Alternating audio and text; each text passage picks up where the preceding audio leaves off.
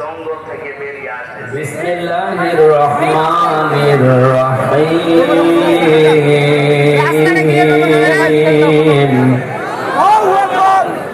ইয়া আইয়ুহাল্লাযীনা আমানু রকাউ ওয়াসজুদু ওয়া'বুদু রাব্বাকুম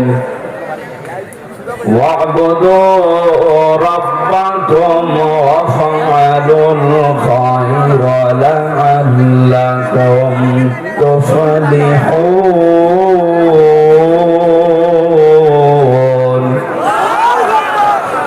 صدقت يا ربنا اللهم صل على محمد وآله وصحبه وبارك وسلم। আলহামদুলিল্লাহ। নীলফামারী জেলার ডিমলা থানার অন্তর্গত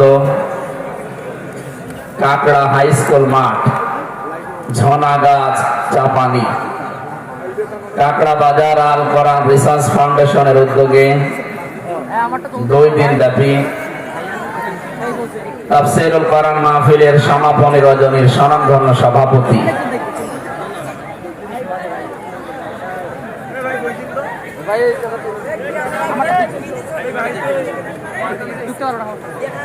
জনাব অধ্যক্ষ মাওলানা আব্দুর রশিদ দামাত বারকাতুহুল আলিয়া, প্রধান অতিথি জেলা নায়েবে আমির বাংলাদেশ জামাতে ইসলামী নীলফামারী জেলা শাখা, জেলা আমির এখন জনাব অধ্যক্ষ মাওলানা আব্দুল সাত্তার দামাত বারকাতুহুল আলিয়া, বরেণ্য অতিথি জনাব ফজলে ইলাহি অফিসার ইনচার্জ ডিমলা থানা নীলফামারী, পৃষ্ঠপোষক জনাব অধ্যাপক আব্দুল বাসেত, সম্মানিত উদ্বোধক অধ্যাপক মাওলানা জাহিদুল ইসলাম, আমন্ত্রিত অতিথি আছেন জনাব অধ্যাপক আমজাদ হোসেন। আলোচনা যারা রাখলেন মাওলানা হুসাইন আহমেদ চুয়াডাঙ্গা, মুফতি মিজানুর রহমান সালেহি লালমনিরহাট, জনাব মাওলানা আশরাফুজ্জামান, অনেক মেহমানের নাম দিয়েছেন, আমরা একবারেই তাদের জন্য দোয়া করছি। সম্মানিত পরিচালক অধ্যক্ষ মাওলানা ওয়াহিদুজ্জামান বাবুল, অন্যান্য ওলামায়ে কেরাম, সামনে বসা মুসলমান ভাইরা, পর্দার আড়ালের সম্মানিতা মা এবং বোনেরা, প্রশাসনের ভাইরা, প্রাণ প্রিয় ডিমলাবাসী,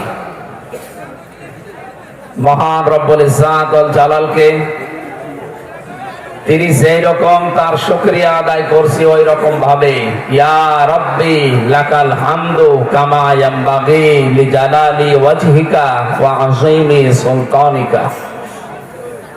হাদিস নবীজি বলেন এই দোয়া যদি কেউ পড়ে ফেরেশতারা এই সওয়াব লেখা বন্ধ করে দেয়, কারণ আল্লাহ যে কত বড় ফেরেশতারাও জানে না। মা কাদারুল্লাহ হাক্কা কদরিহি ইন্নাল্লাহা লাকাবিয়্যুন আজিজ। আমি আল্লাহ যে কোন অবস্থানে আছি আমাকে যেভাবে ভয় করা দরকার আমার বান্দারা আসলে আমাকে চেনে না, ওইভাবে ভয় তারা করতে পারে না। সুতরাং আল্লাহর প্রশংসা আমরা তার শেখানো বাক্য দিয়ে যেটা আদায় করলাম, আমাদের আদি পিতা হযরত আদম আলাইহিস সালাম রূহ পাওয়ার পরে তিনি যে বাক্য দিয়ে প্রশংসা আদায় করেছিলেন, আদমের সন্তান হিসাবে আমরাও বলছি আলহামদুলিল্লাহ। দরুদ আর সালাম পড়ছে আমাদের নবী, মানবতার মহান শিক্ষক মুহাম্মদুর রাসূলুল্লাহ সাল্লাল্লাহু আলাইহি ওয়াসাল্লামের প্রতি। এই মাইকটা এদিকে ধরিয়ে দেন তো, এই যে এটা কানের দিকে ঘুরিয়ে দেন, আওয়াজ বাড়িয়ে রিভাব দিন, গলা বসে যাবে। দিয়েছেন প্রত্যেকটা নবী এবং রাসূলের কাছ থেকে এই স্বীকৃতি আল্লাহ নিয়েছিলেন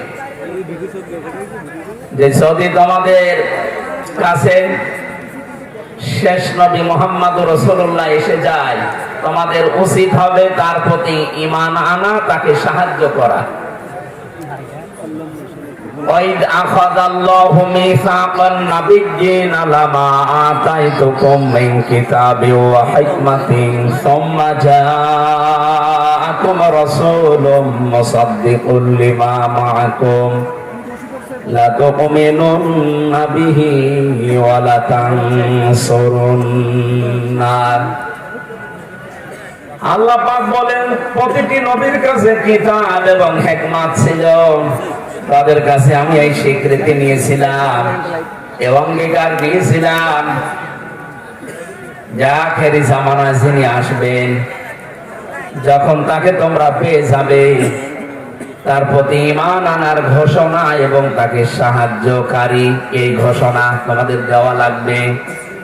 قال أأقررتم وأخذتم على ذلكم إصري قالوا أقررنا قال فاشهدوا وأنا معكم من الشاهدين।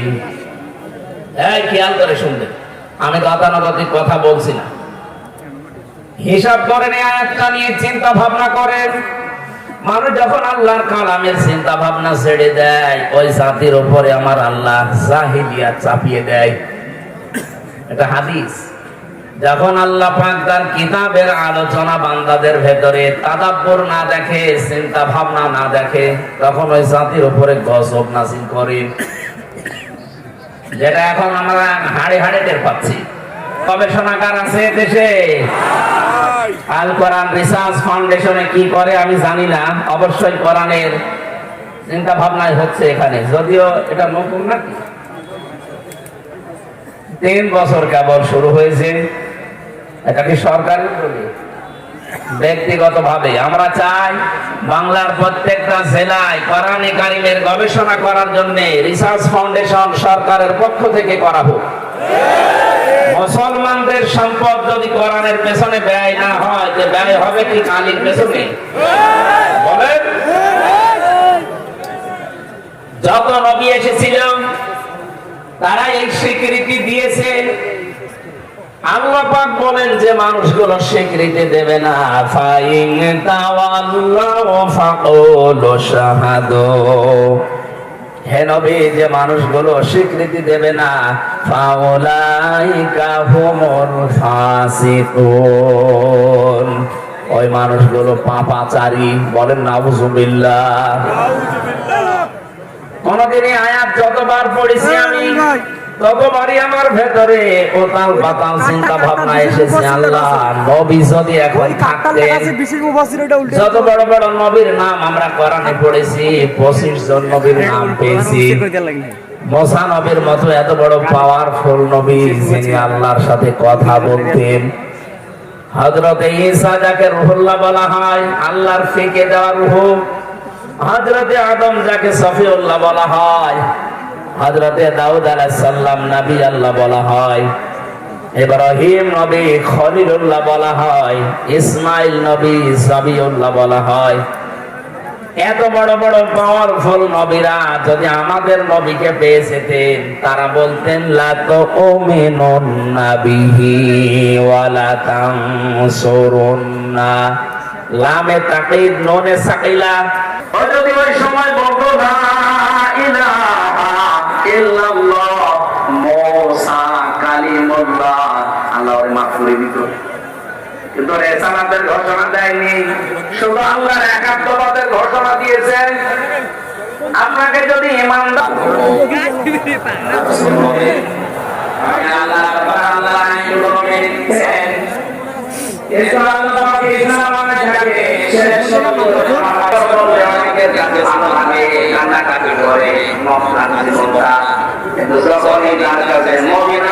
সম্পর্কে তথ্য দেওয়া হয়, ওই মানুষগুলো রকম হয় রাজনীতি মনে করে নাই, জমিয়ার কাজ মনে করে চলে যায়। আমি তো হযরতে মুসা আলাইহিস সালামকে অস্বীকার করছে, মুহাম্মদ রাসূলুল্লাহকে অস্বীকার করছে। আমি আশা করি আমি কথা বলেছি যে মানুষগুলো আজ আল্লাহর কাছে কথা বলে, কিন্তু তারা তেলিও দুরুসকে মানে না, তারা বলছে কথা বলতে গেলে রাজনীতি মনে করে চলে যায়, তার মন হবে ফেরাউনের মতো। এবার কোথায় যাচ্ছে নিয়ে যাচ্ছে, গেছে। যা বলার মতো বোঝার মতো শক্তি থাকা আপনার হেমাফিল হয়ে গেছে। আর বাংলায় বহু মানুষ এই চরিত্রের আমরা দেখতে পাচ্ছি। আল্লাহর তোর জন্য 14.5 বছর অনেকে আয়না ঘরে ছিল। তোর কারণে আমি হামজা 3 বছর বিনা কারণে ফাঁসির কন্ডেম ছেড়েছিল। এ কথা আল্লাহ বলতে পারে না? আপনাকে রাগ হয়ে গেল? আমি ভুক্তভোগী এই কারণে বললাম। আমি যখন নিজে দেখেছি ওই মাটির নিচে এত বড় বড় নখ হয়ে গেছে এক একজনের, চুল দাড়ি মনে হচ্ছে জঙ্গল থেকে বেরিয়ে আসতেছে। রাতের বেলা যখন গিয়ে আমাকে ঘরের ভেতরে নিয়ে যেত, রাত 11টা 11:30 12 বছর পরে বেরিয়ে আসতেছে। ও জানে না যে এখন কোন বছর চলছে, ও জানে না কোন মাস চলছে, তাও জানে না কোন বছর চলছে, ওর জানা নেই কয়টা বাজে কি মাস আজকে, কিছু জানে না। এমন একটা জায়গায় আপনি 5 দিন যদি থাকতে পারে, আজকে বিপদে পড়েছেন, এলাকা করে ধ্যানে খারাপ করেছেন।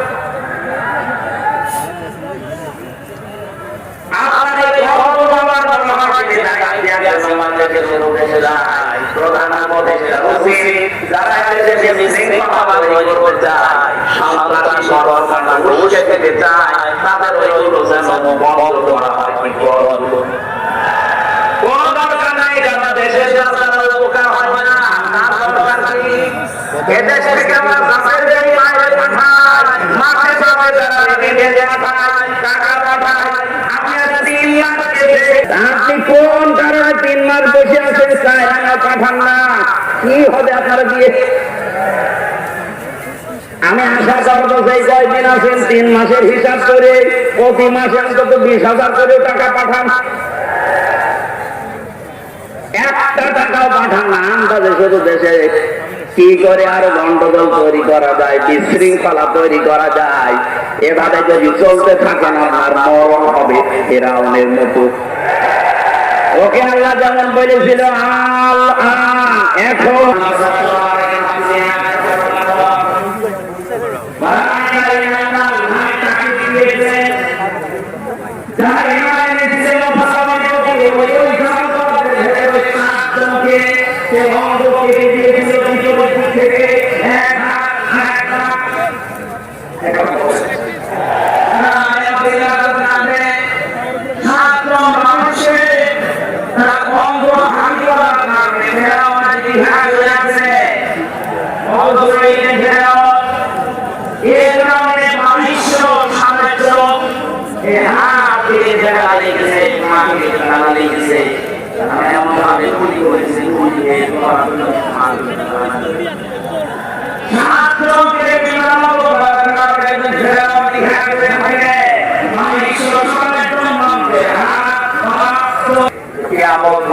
আপনার নামটা মানুষ মিলে ফেরাউনের মতো আমাদের মতো ঘৃণা করে নেবে।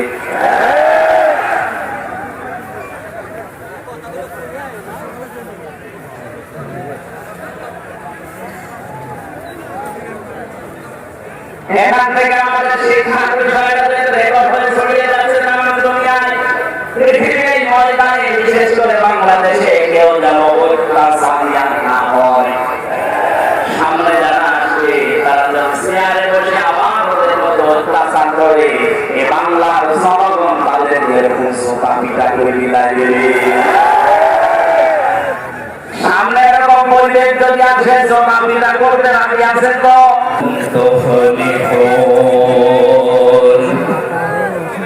পৃথিবীর ইমানদারেরা, আমরা ইমানদার না পাইতো? আরো জোরে বলুন তো, কোন বেঈমান আছে? দেখেন আপনি আছে নাকি? আমি বলছি দেখেন, পাওয়ার জন্য 50, 100, 200, 500, 1000, 2000, 5000 আজকের এই মাহফিলে দিতে হবে ইনশাআল্লাহ। আর আপনার পকেটে যদি টাকা না থাকে এটা যে কত বড় ঘৃণিত কাজ, পৃথিবীর ইতিহাস পাল্টিয়ে ফেলেছেন আপনি। পৃথিবীর বহু ইতিহাস আমি পড়েছি, কিন্তু এই ইতিহাস আমি পড়িনি, পাইনি, কারো কাছে শুনিওনি। যে মানুষ হত্যা করার পরে তার লাশের উপরে ড্যান্স দেওয়া যায়, অথচ আপনারা এটা করে দুনিয়াকে দেখিয়েছেন। কথা বলে ঠিক কিনা?